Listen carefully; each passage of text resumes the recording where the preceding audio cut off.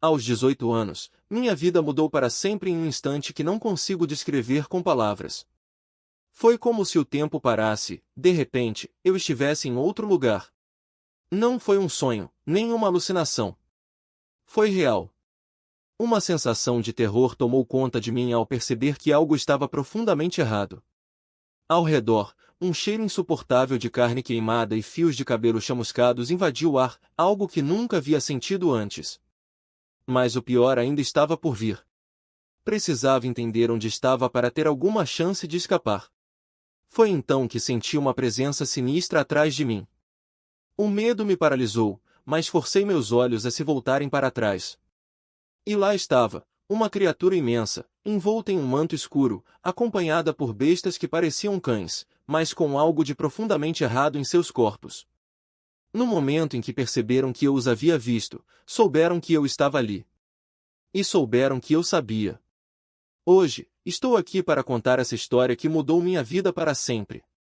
Meu nome é Lily, e essa experiência foi tão intensa, tão vívida, que se tornou a razão pela qual acredito em Deus. Não é uma crença baseada apenas em palavras, mas em algo que vivi na pele. Desde pequena, minha vida sempre esteve ligada à fé. Meus pais frequentavam uma igreja cristã em Redwood City, na Califórnia. Aos 7 anos, ouvi um sermão sobre salvação, pecado, céu e inferno. Algo dentro de mim se moveu. Não entendia tudo, mas sabia que precisava aceitar Jesus em minha vida. Voltei para casa e pedi aos meus pais que me ajudassem a fazer a oração de aceitação. Naquele momento, algo dentro de mim se selou. Hoje, olhando para trás, percebo que isso também me tornou um alvo no mundo espiritual. Minha infância foi marcada pela igreja. Antes de meus pais se tornarem pastores, quando eu tinha 10 anos, eles se dedicavam a cada evento religioso. Minha mãe fazia parte da equipe de louvor, meu pai era diácono, e meus irmãos e eu estávamos sempre lá. A igreja era nossa segunda casa. Mas, mesmo sendo criança, sofri 2 sequestros tentados durante o ensino fundamental. Na época, não entendia o que estava acontecendo, mas hoje vejo claramente as marcas do mal tentando me alcançar. Os pesadelos começaram cedo.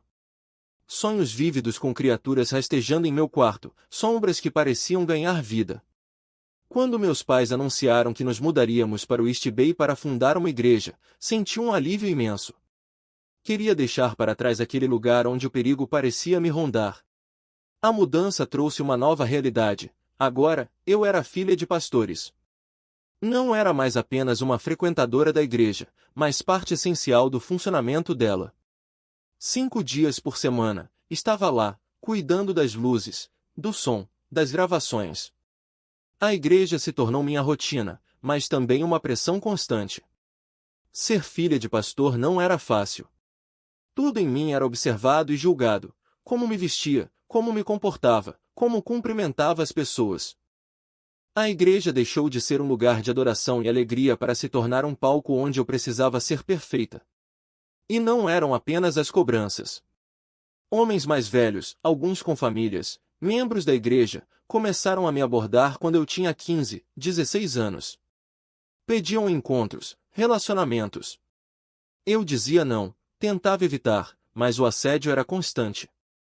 As investidas contra minha família também eram frequentes. Quando se é pastor em uma região sem igrejas, o mal logo descobre. Encontrávamos galinhas mortas no quintal, rituais macabros com sangue e bonecos de vodú. Não entendia por que estávamos sendo atacados, mas os sinais eram claros. Até mesmo dentro da igreja, durante os cultos, grupos de bruxos apareciam. Vestiam mantos escuros, carregavam frascos no peito e começavam a entoar cânticos sombrios no meio da adoração. Orávamos contra aquilo, e muitos deles acabavam libertos, incapazes de resistir ao poder de Deus. Eu sempre soube que o cristianismo tinha uma dimensão espiritual, mas nunca havia sentido isso de forma tão direta. Até aquela noite. Não foi um sonho, nem uma crise de ansiedade. Terapia e remédios não explicam o que vivi. A ciência não consegue decifrar os caminhos de Deus. Seus planos estão muito acima do que podemos compreender. Naquela noite, como em todas as outras, chamei meu cachorro para ficar ao meu lado na cama. Lia a Bíblia, fazia minhas orações e dormia em paz. Mas, naquela vez, algo diferente aconteceu. Preparei tudo, sentei na cama, chamei meu cachorro, e então tudo mudou. Não cheguei a fazer minha oração. Não cheguei a apagar a luz. O mundo ao meu redor simplesmente se transformou. E naquele instante, algo dentro de mim se quebrou. Não eram as palavras que eu queria ouvir. Não era o julgamento que eu esperava. Eu sabia, no fundo da minha alma, que nada do que eu havia feito, nenhuma boa ação, nenhuma oração, nenhum serviço na igreja, poderia me salvar naquele momento. Era como se todas as minhas obras fossem cinzas diante daquele tribunal. E então, com um tremor na voz que ecoava não apenas nos meus ouvidos, mas em cada fibra do meu ser, eu respondi: eu não tenho nada a oferecer. Mas eu confio em ti. O silêncio que se seguiu foi mais pesado do que qualquer palavra. Os cães infernais, antes ensandecidos, pararam de latir. As correntes do ser encapuzado rangeram, como se até elas estivessem contidas por uma força maior. O juiz, então, ergueu a mão, e naquele gesto, eu soube que tudo dependia daquela resposta. Não era sobre o que eu havia feito, mas sobre em quem eu havia colocado minha fé. Ele não sorriu. Não precisava. Sua presença já era a resposta suficiente. Com uma voz que não soava como som, mas como verdade absoluta, ele disse: então é por mim que você será julgada. E naquele exato momento, algo mudou. Não no ambiente, ainda estava escuro, ainda havia o cheiro de podridão, ainda havia aqueles monstros sedentos por sangue. Mas algo em mim se transformou. Era como se uma corrente invisível tivesse sido quebrada. Eu não estava mais sozinha naquele lugar. Eu não estava mais à mercê daquelas criaturas. O ser encapuzado soltou um rugido que não era de raiva, mas de derrota. As correntes se partiram, e os cães, antes contidos, recuaram como se uma chama os tivesse queimado. Eles não podiam mais me tocar. Não porque eu fosse forte, mas porque ele era mais forte. E então, com uma clareza que não vinha da minha mente, mas do meu espírito, eu entendi: aquele não era apenas um julgamento. Era uma escolha. Uma escolha que eu já havia feito muito antes, em noites de oração, em momentos de fraqueza, em dias em que eu nem sabia que estava sendo testada. O juiz se levantou. Sua luz não era mais apenas uma mesa, mas uma presença que preenchia todo o espaço. E quando ele falou novamente, não foi para mim. Foi para eles. Ela é minha. E com essas duas palavras, o ar se encheu de um som que não era deste mundo, um som de vitória, de autoridade, de algo que transcende até mesmo o inferno. Os monstros se encolheram, o ser encapuzado se dissolveu como fumaça, e o cheiro de morte foi substituído por algo puro, algo que eu só poderia descrever como esperança. Então, de repente, eu estava de volta. De volta ao meu quarto, de volta à minha cama, de volta ao momento em que chamava pelo meu cachorro. Mas nada era igual. Porque agora eu sabia. Eu sabia que havia algo além do que os olhos podem ver. Eu sabia que a batalha já havia sido vencida. E, acima de tudo, eu sabia que não importava o que o mundo dissesse, não importava o que a ciência tentasse explicar, ele estava no controle. E naquela noite, pela primeira vez, eu dormi sem medo. Porque eu havia visto. E o que eu vi não era apenas um sonho. Era uma promessa. Comecei a buscar respostas nas raízes mais profundas do meu sangue. Se havia algo além do que eu conhecia, talvez estivesse escondido ali, nos rituais dos meus antepassados, nas vozes que ecoavam através das gerações. Mas cada passo que eu dava nessa direção só me afundava mais em um poço de escuridão. As noites se tornavam insuportáveis. Eu acordava com o peso de mãos invisíveis pressionando meu peito, sufocando-me até que meus pulmões queimassem. Minha filha, ainda pequena, chorava no quarto ao lado, assustada com os gritos que eu não conseguia conter. E eu? Eu continuava buscando, como se a verdade estivesse em algum lugar fora de mim, como se a resposta não estivesse o tempo todo diante dos meus olhos. Até que um dia, exausto, doente e quebrado, eu me ajoelhei no chão do meu quarto e gritei. Não era um pedido de ajuda. Era um grito de rendição. Se existe um Deus, se existe algo maior do que tudo isso, então prove. Prove que estou errado. Prove que não estou sozinho. E naquele momento, algo mudou. Não foi um trovão, não foi uma voz estrondosa do céu. Foi um silêncio. Um silêncio tão profundo que eu pude ouvir o bater do meu próprio coração, como se pela primeira vez em anos, eu estivesse realmente vivo. Então, eu me lembrei. Não das religiões que eu havia estudado, não dos livros que eu havia devorado, mas daquela noite no armazém. Daquela promessa que eu havia visto com meus próprios olhos. E percebi, eu não precisava buscar respostas fora de mim. Eu já as tinha. Elas estavam gravadas na minha alma desde o dia em que fui puxado para fora daquela escuridão, desde o dia em que ele sorriu e levantou o polegar. Foi então que voltei. Não para o cristianismo como eu conhecia, não para as regras e as performances, mas para aquele que havia me salvado quando eu não merecia. E dessa vez, não foi por obrigação. Não foi por medo. Foi porque eu sabia, no mais profundo do meu ser, que ele era real. Que ele sempre esteve ali. E que, não importa o que o mundo dissesse, não importa quantas portas eu abrisse para a escuridão, ele nunca me abandonaria. A partir daquele dia, as coisas começaram a mudar. As doenças desapareceram. Os pesadelos cessaram.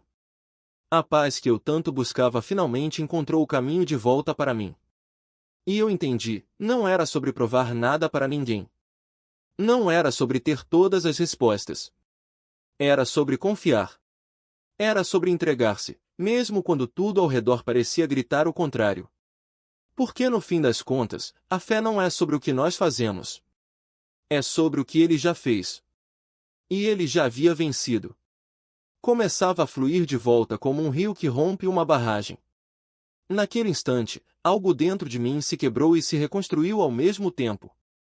As palavras que eu havia esquecido, os salmos que minha mente apagara, voltaram com uma clareza que me fez chorar. Não eram apenas versos decorados, eram promessas vivas, escritas no meu coração como se nunca tivessem saído dali. E então, sem pensar, comecei a cantar. Não era um canto perfeito, nem ensaiado. Era cru, rasgado, cheio de gratidão e arrependimento. Minha voz, antes rouca e presa, agora ecoava livre, como se cada nota carregasse anos de silêncio que precisavam ser rompidos. Os médicos tinham dito que eu estava bem. Mas eu sabia que não estava. E ali, naquele banheiro transformado em altar, Deus me mostrou que a cura não era apenas física, era espiritual, emocional, total. A tosse que me sufocava por mais de um ano desapareceu. As dores que os exames não conseguiam explicar sumiram. E o mais impressionante, a vergonha que me impedia de olhar para ele nos olhos se dissolveu. Não porque eu merecesse, mas porque ele escolheu me perdoar. Naquela noite, dormi como não dormia há anos. Sem pesadelos. Sem vozes acusadoras. Apenas paz. E quando acordei, algo havia mudado para sempre. Não era mais a menina que buscava validação nas práticas espirituais vazias, nem a mulher desesperada que duvidava do próprio valor. Era alguém que havia sido encontrada. Alguém que, mesmo depois de tudo, ainda era amada. E então entendi, a fé não é um prêmio para os perfeitos. É um refúgio para os quebrados. Não é sobre nunca cair, mas sobre ser levantado. Não é sobre nunca duvidar, mas sobre ser encontrado mesmo quando fugimos. Porque no fim, ele não nos abandona, nós é que, por um tempo, nos esquecemos dele. Mas ele nunca se esqueceu de nós. E quando finalmente paramos de correr, descobrimos que ele sempre esteve ali, esperando. E então as palavras que eu havia decorado na infância voltaram como um bálsamo, não como meras frases, mas como promessas vivas. Nenhuma arma forjada contra mim prosperará, e ali estava a prova, escrita não em tinta, mas em cada batida do meu coração restaurado. O Senhor é o meu pastor, nada me faltará, e de repente, a escassez se transformou em abundância, não só de coisas, mas de paz. Ainda que eu ande pelo vale da sombra da morte, não temerei mal algum, porque tu estás comigo. E foi exatamente ali, no meio do meu desespero, que descobri que nunca estive sozinho. Os médicos não tinham explicações. Exames que antes apontavam sombras agora mostravam apenas luz. O que atacava meu corpo, minha mente, meu sono, tudo foi desfeito. Não por remédios, não por terapias, mas por uma verdade que se tornou mais real do que qualquer diagnóstico: Deus não apenas cura, Ele restaura. E Ele não parou na minha saúde. Abriu portas de provisão que eu nem sabia que existiam. Mas o maior milagre não foi o que Ele colocou na minha vida, foi o que Ele colocou dentro de mim. Agora, quando abro as Escrituras, não é mais um dever árduo, mas um banquete. Antes, as palavras pareciam enigmas, hoje, são como mel na minha boca, como água fresca em um deserto. Cada página revela algo novo, como se Ele estivesse sussurrando diretamente ao meu coração. E eu percebo, não é o livro que mudou, sou eu. Porque quando nos rendemos, Ele nos dá olhos para ver o que sempre esteve ali. Mas aqui está a verdade que ninguém te conta: você não precisa ser perfeito para ser filho dele. Você só precisa dizer sim. Não há outro caminho. Não há outra resposta. Todos os anos de luta, todas as noites de insônia, todas as vezes que você tentou preencher o vazio com coisas que não satisfazem, Ele está esperando para te mostrar que só Ele basta. Se você cresceu na igreja e se afastou, se já ouviu falar dele mas nunca o conheceu de verdade, se está cansado de carregar o peso sozinho, Ele está chamando. Não é sobre religião, é sobre relacionamento. Não é sobre regras, é sobre redenção.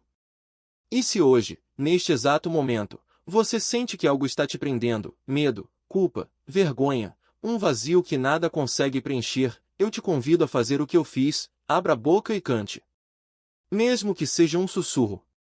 Mesmo que seja com lágrimas. Porque a adoração é a arma que quebra cadeias.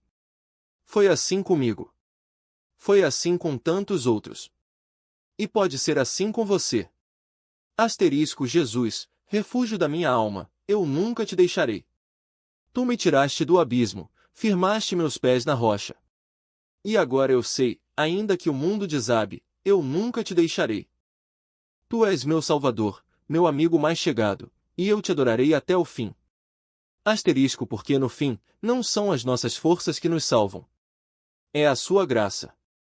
E ela está disponível agora mesmo, para você.